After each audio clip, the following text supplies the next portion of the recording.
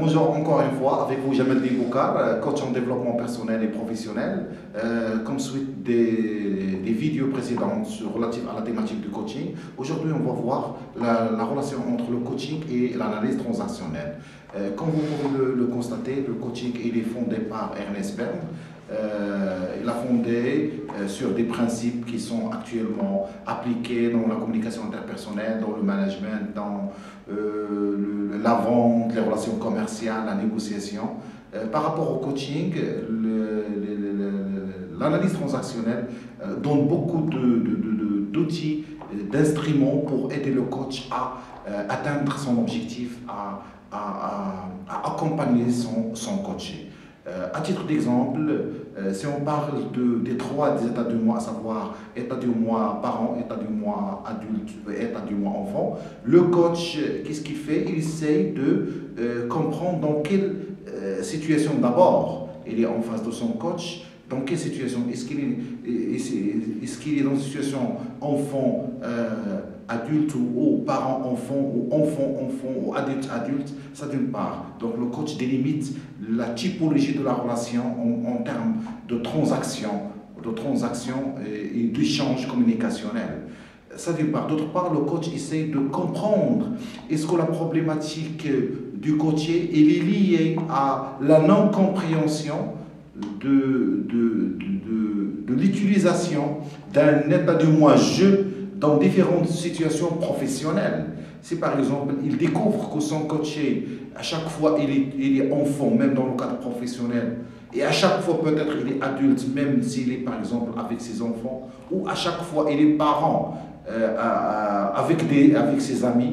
Donc, cette non-compréhension de la position de jeu dans différentes situations et cette non-incompatibilité de ce jeu peut donner l'accès à la résolution du problème facilement. Donc, le coach se base sur ces outils-là pour mieux avancer, pour exceller dans son métier de coaching.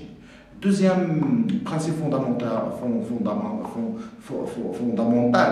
de l'analyse transactionnelle apportée au coaching, c'est qu'il nous donne un outil de ce qu'on appelle les jeux de pouvoir ou les jeux de position. Les jeux de pouvoir, c'est que le coach essaie de comprendre est-ce que son coach il réclame, il est en situation de victime ou est-ce qu'il est en situation de persécuteur, ça veut dire à chaque fois il est arrogant, il agresse, etc. Ou il est en situation de sauveur, à savoir il veut aider les gens.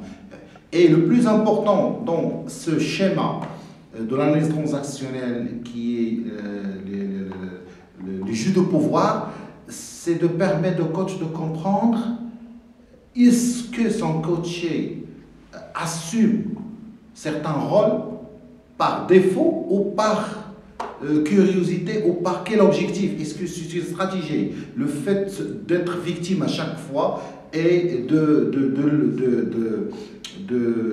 ne pas pouvoir assumer ses pleines responsabilités et d'être victime à chaque fois. Est-ce qu'il y a des bénéfices secondaires là-dessus?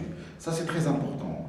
Donc, est-ce que l'assuré assume à chaque fois, endosse la position de persécuteur, d'agresseur dans différentes situations, soit professionnelles, familiales, pour atteindre un objectif psychologique interne, caché, etc.